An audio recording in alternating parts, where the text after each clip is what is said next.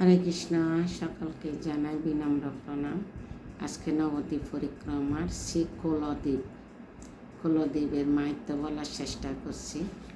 কেন এই দ্বীপের নাম কুলদ্বীপ হয়েছিল, ভিডিওটা শেষ পর্যন্ত শ্রবণ করবেন এবং শেয়ার করবেন, অন্যরা শ্রবণ করে ঘরে বসে পরিক্রমা করতে পারে। এই নবদ্বীপ পরিক্রমার মাহাত্ম্য যদি আমরা শ্রবণ করি তাহলে পরিক্রমার ফল অবশ্যই লাভ করা যাবে।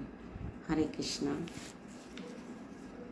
নবদ্বীপে শ্রী বরাহদেবের আবির্ভাব, মানে এই দিয়ে কুলদ্বীপ নাম কেন হয়েছিল।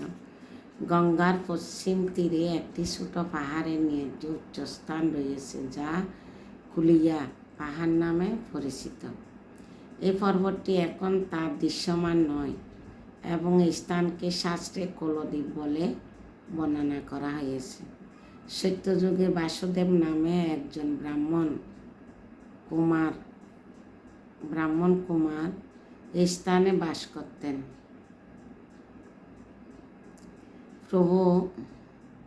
তিনি ছিলেন ভগবান শ্রী বরাহদেবের একজন ভক্ত এবং এখানে তিনি শ্রী বরাহ মূর্তি পূজা ও উপাসনা করতেন। সর্বদা তিনি বরাহদেবের কাছে প্রার্থনা করতেন, প্রভু আমাকে কৃপা করে দর্শন দাও, যাতে আমার নয়ন ধন্য হয়, আমার জীবন সফল হয়। এ বলে বিপ্লব খণ্ডন করতে করতে ভূমিতে গড়াগড়ি দিতেন এবং বলতেন যে প্রভু যদি দর্শন না দেন তাহলে তার জীবন বৃথা হবে। এভাবে কতদিন অতিবাহিত হলেও একদিন বরাহদেব তার প্রতি অনুকম্পা করে সেই বাসুদেব বিপ্রকে দর্শন দান করল। একটি বরাহ বা কুল রূপ ধারণ করে। তার কলেবর ছিল না রত্নভূষণে ভূষিত। তার পথ, গিবা, নাসা, মুখ, চক্ষু সবই ছিল অত্যন্ত মনোহর দর্শন। তার শরীর ছিল পর্বত সমান উচ্চ। এই অপূর্ব মুক্তি দর্শন করে বাসুদেব বিপ্র বারবার নিজেকে ধন্য মনে করতে লাগলেন। তিনি ভূমিতে পতিত হয়ে প্রভুর শ্রী পাদপদ্মে প্রেমে আকুল হয়ে খণ্ডন করতে লাগলেন এবং ভূমিতে গড়াগড়ি দিতে লাগলেন। বাসুদেব বিপ্রের ভক্তি দেখে বরাহদেব মধুর বচনে বাসুদেবকে বললেন, ও হে বাসুদেব, তুমি আমার ভক্ত, তোমার পূজা পেয়ে আমি তোমার প্রতি অত্যন্ত তুষ্ট হয়েছি। আমার কথা শোনো, এই নবদ্বীপে কলির আগমনকালে আমি প্রকট হয়ে বিহার করব। এই নবদ্বীপের সমান দাম ত্রিভুবনে আর নেই। এই দাম আমার অতি প্রিয় এবং এটি অত্যন্ত সংগোপনে বিদ্যমান রয়েছে। শাস্ত্রে বর্ণনা করা হয়েছে, যে স্থানে মানব ব্রহ্মার যজ্ঞের প্রকাশিত হিরণ্যকশের দ্বন্দ্বে বিদীর্ণ করে আমি তাকে হত্যা করেছিলাম, সেই স্থান পুণ্যভূমি স্থানে রয়েছে, যেখানে আমাকে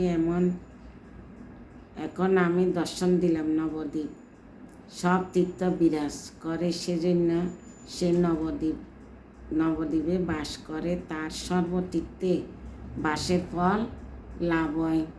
তুমি নবদ্বীপে আমার সেবা করছো, এই জন্য তুমি ধন্য। শ্রী গৌরাঙ্গ মহাপ্রভু প্রকটকালে তুমি এখানে জন্মগ্রহণ করবে এবং অনায়াসে তুমি যে মহান সংকীর্তন লীলা দর্শন করবে এবং অপূর্ব গৌরাঙ্গ রূপেও দর্শন লাভ করবে। এ কথা বলে বরাহদেব অন্তর্ধান করলেন এবং দৈববাণী শ্রবণ করে বাসুদেব বিপ্র বিষয়টি বুঝতে চেষ্টা করলেন। পরম পণ্ডিত বাসুদেব মহাশয় সর্বশাস্ত্র বিচার করে মনে মনে নিশ্চিতে সিদ্ধান্তের উপনীত হলেন। বৈবস্য মন্বন্তরে কলির সন্ধ্যায় শ্রী গৌরাঙ্গ মহাপ্রভু নদীকে প্রকটিত হয়ে লীলা করবেন। ঋষিগণ এ তত্ত্ব গোপন করে রেখেছিলেন, কেবল ইঙ্গিতে কিছু প্রকাশ করেছেন, যা শুধু বিজ্ঞজনেরাই বুঝতে পারে। শ্রী গৌরাঙ্গ মহাপ্রভু প্রকটিত হলো তার লীলা প্রকাশিত হবে। এই তত্ত্ব সংগোপন রয়েছে। এখন আমি কেবল তার আভাস মাত্র পেলাম। পরম আনন্দে বিপ্র সংকীর্তন করতে লাগলেন এবং মনে মনে সর্বক্ষণ গৌরাঙ্গর নাম গান করতে লাগলেন। বিপ্র বাসুদেব ভগবান শ্রী কুলদেব বা বরাহদেবের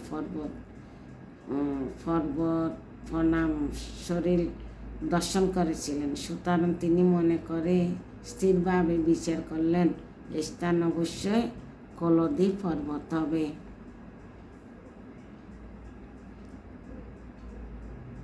হরে কৃষ্ণ। তা আমরা বুঝতে পারলাম এই কুলদ্বীপ মাহাত্ম্যটা কি, বরাহদেব কীভাবে কৃপা করছে বাসুদেব ব্রাহ্মণকে। তো আমরা যদি শ্রবণ করি এই মাহাত্ম্য, তাহলে আমরা পরিক্রমার ফল অবশ্যই অর্জন করব। ভিডিওটা যদি ভালো লাগে লাইক এবং শেয়ার করবেন আমাকে উৎসাহিত করার জন্য, আর আপনার মাধ্যমে যাতে অন্যরা শ্রবণ করতে পারে। হরে কৃষ্ণ, সবাইকে প্রণাম।